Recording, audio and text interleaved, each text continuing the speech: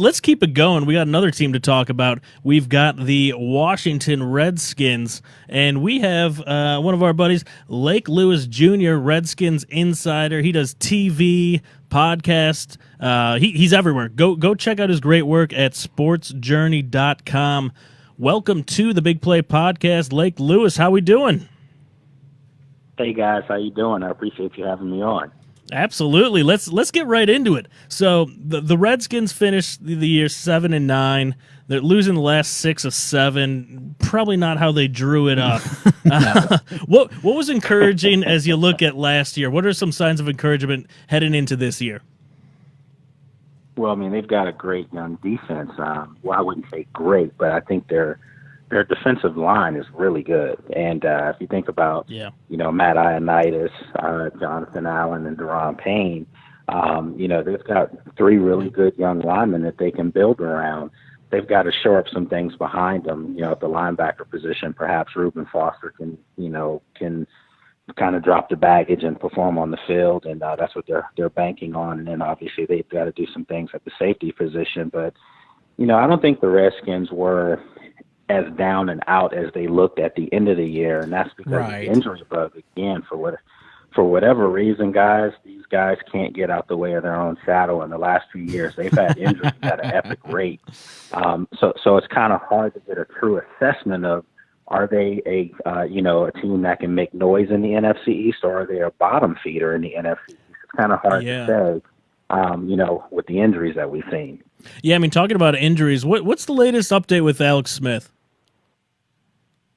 I don't think Alex is going to play this year. I mean, the type of injury that he had, it was a horrific injury that totally derailed their season. And, in his situation, I mean, he's an older quarterback. So, you have to be really cautious and, to expect him to be back, for even the start of the year would just be wishful thinking. And I think that, unfortunately, this organization will sell Kool-Aid really well and make people think that perhaps he'll be back. But I just, there's no way, and especially with all the chatter now about having to possibly move up or trade for Rosen at Arizona, whatever. I mean, you don't do that if you think your starting quarterback is coming back this year. Right. So obviously, I think we all know he's not going to play this year. So if he's not coming back, which it obviously sounds like that's the case, does the organization trust Josh Johnson going into the 2019 season, or do you think that's going to be one of their biggest needs? Come, probably not free agency, but the draft. Yeah, they've got to address that spot, and Josh Johnson played well. But there's a reason why he's been on different teams. And sometimes, some guys just need an opportunity. And he played well, actually, down the stretch last year, considering he was just fresh off the street. I mean, he played very well. But I think if people think that the Redskins are going to, make a playoff push and win the division with Colt McCoy or Josh Johnson as the quarterback, again, I kind of think that's wishful thinking. And that's not to knock or berate those guys' talent, degrade their talent, but they need a gunslinger. They need somebody that's going to, make all the throws, not turn the football over. And the irony is, the same fan base, a lot of people were killing Alex Smith last year for not throwing the ball down the field. And he didn't look like Patrick Mahomes, the guy that replaced him in Kansas City. But at the same time, Alex Smith is a winner. And Alex Smith had the Redskins in first place for 8 straight weeks last year. Mm-hmm. And then when he got injured, you just saw the wheels fall off, and it was more not just on the field stuff. I mean, Alex Smith was a great locker room guy. I mean, he was the leader that this organization, frankly, hadn't had in maybe 10 years as far as at that position. And I think that, you saw how the team rallied around him. And when he was injured, you saw the respect that was given for him, too, when he was carted off. And it just took the wind out their sails, and they could never recover. Yeah, I mean, so you look at free agency versus the draft. Who are some names that you think the Redskins would benefit from picking up in free agency that maybe they could not have to address when draft comes? Well, I mean, there's a quarterback that's out there that's not really talked about a lot. That I think if you're just going to say, hey, we're not going to draft a quarterback and we're not going to give up a draft pick for a quarterback. I would say Tyrod Taylor is a guy Oh, to take a good look at. Okay. Yeah. Now, Lake Lewis, I think we're here in Taylor, Cleveland. Yeah, I saw him up and close.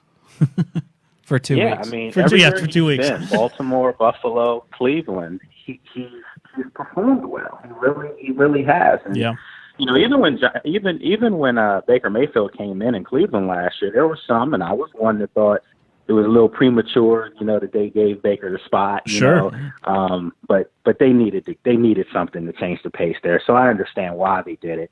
But Tyrod wasn't necessarily playing bad. It's just that, you know, they just needed a spark. So anyway, I think he's a guy that could come here and fit right in. And if you get him another weapon on the outside, because that's the other thing.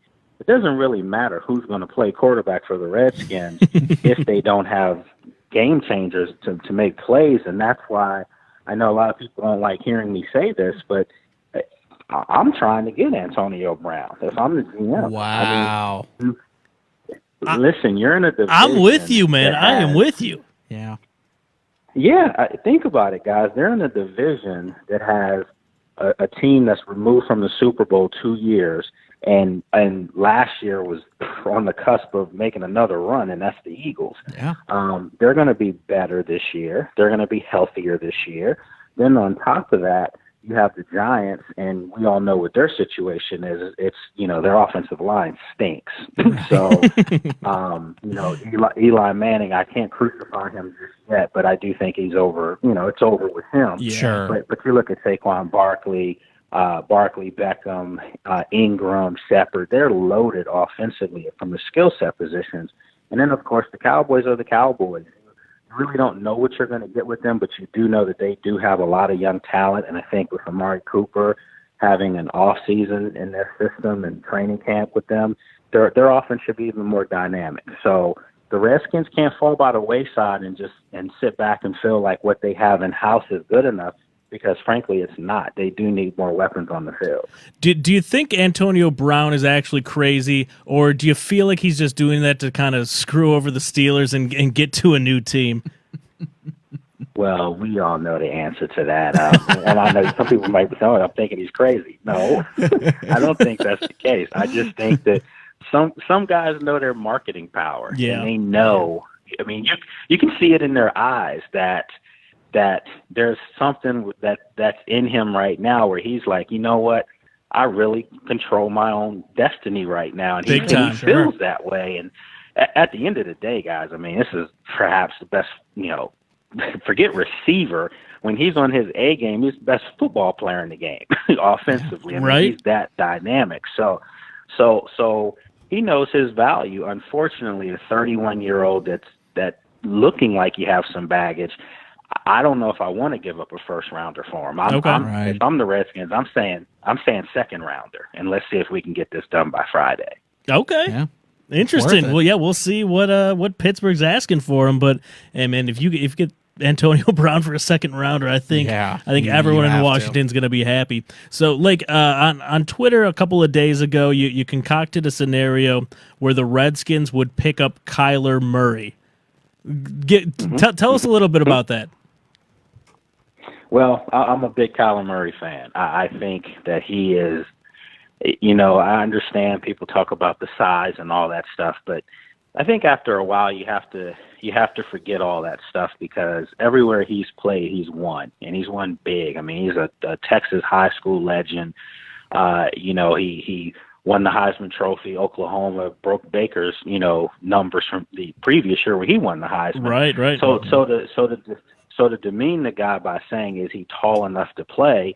Well, I know what my eyes were seeing, and that was, you know, one of the top divisions in all of college football, the Big 12.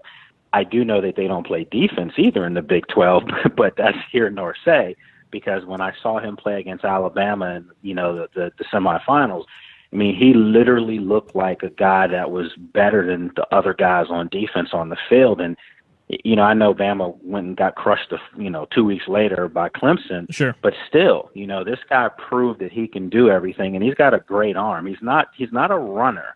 And I think people mistaken the fact that he did rush for over 1,000 yards, but he threw for over 4,000 yards. And I think that people look at that and think that, he's going to be one of these guys that you're going to have to teach how to play in the pocket.